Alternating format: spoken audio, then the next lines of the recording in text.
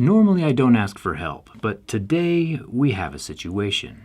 Every time you come to my channel and watch one of my videos, I get a small fraction of a penny. It helps me do what I do. What you don't know, though, is that I've been saving up those small fractions of a penny, and we have $75,000 to do something cool with.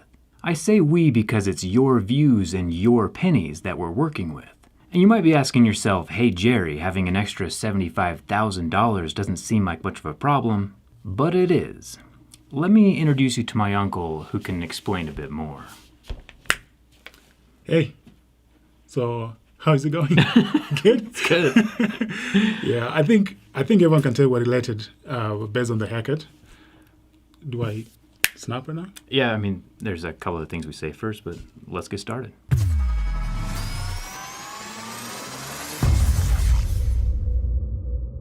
Why am I holding this? My desk has some weird things on it. My hands are just like wandering. This is Philip. He came to school here in the US about 15 years ago and was hosted by my grandma. And ever since then, he's been coming to all of our family reunions, New Year's parties, weddings, all the important events, and I've known him most of my life. I was born in Kenya, born and raised. I came here in America about 15 years ago to go to school. One thing that I've noticed being here in America is how easy and accessible knowledge is. And this is in terms of libraries and books. As you all know, knowledge is power. And especially if you think about the three basic needs, which is food, shelter, and clothing. The more knowledge you have, the more you're able to take care of these basic needs easily for yourself and also for your community. You've heard me say several times on my channel that education can solve all of the world's problems. And education comes with knowledge. Knowledge is permanent. Once you have knowledge, it cannot be taken away. It stays with you forever. Which is why we have the exciting news that part of the $75,000 that you guys have given us by watching our videos is going to be used to build a full-size library in Kenya. So we've been working in this process behind the scenes for about 1 year now, and we're pretty far along in the process. Getting the land and building the library is going to cost us right around $50,000. That $50,000 though goes a really long way, and this is the footprint of the library that's currently under construction in Africa. The library is being built in Budalangi, which is where I'm from. It's going to be the only library within a 100-mile radius. It'll be utilized by 10 elementary schools, 6 high schools, and 3 colleges, and of course the community, which is around 7,000 to 10,000 people. 10,000, yeah. So this is going to be a hub of knowledge within a walking distance. So instead of going all the way to 100 miles distance, it's going to be in the community, and everyone will get access to it, and it'll just be amazing. It's exciting. The part you see in yellow is going to be the library itself, and the part in pink behind me is going to be an enclosed outdoor reading area. Things are moving super quick. We've already started construction over in Kenya, and I'm sure you've done the math in your head at this point. We started with 75, the library costs 50, we have $25,000 left to fill it up with books.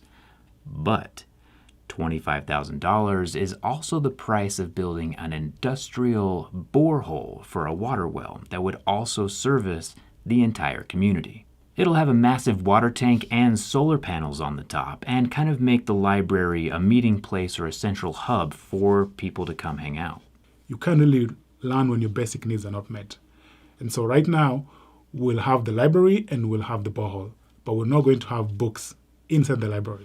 Which is where you guys come in. You guys have already given us so much by watching these videos. All of this is being made possible, and construction, like I mentioned earlier, has already started. But we need books. Down in the description of this video, there's an address in Orem, Utah, where we'll be collecting books to send to Kenya to fill our library, but not just any books.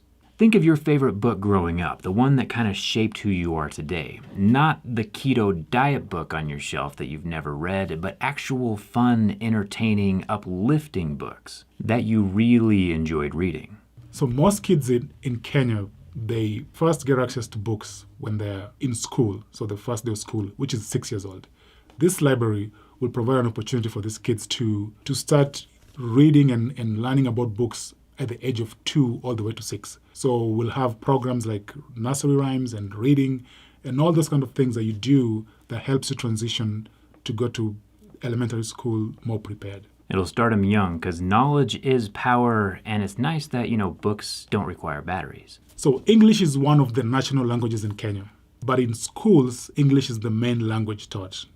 Thanks to the British, this has been going on for the last 100 years. It's a long story, but we're not going to get into it right now. But in schools, everything is taught in English. So having books that are in English will really help just push this advancement of knowledge to the kids.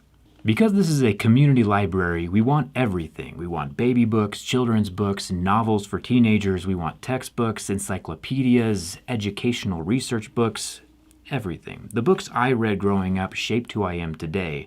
Not so much Grandma's cookbook. We don't need any of those. There's a quote that says, "A reader lives 1,000 lives, and a man who doesn't read lives only once." Sending books here to Orem, Utah is actually pretty cheap. USPS has a service called Media Mail, which sends books cheaper than other packages. So make sure you ask for Media Mail when you go to ship your books, or you can just order something directly from Amazon or other online book retailers and send it to us to the address in the description. So to fill up the whole library, we need about 12,000 to 15,000 books. We've already started the process of construction, and we're hoping that will be done by the end of the year. We have government approvals for the import of the books. We really have been doing a lot of work behind the scenes, but now it's your turn.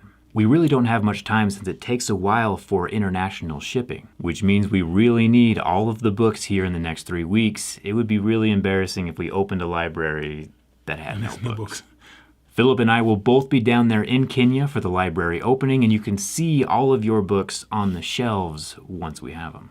So the idea of a library has been a dream of mine for quite some time now.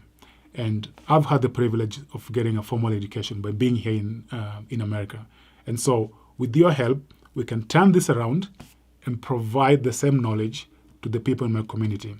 And this is going to cause an infinite ripple effect, because we'll have books in the library and people can come and access them. And this knowledge is going to stay there for generations to come. Thank you very much for your help, and we're hoping that this is going to be a success.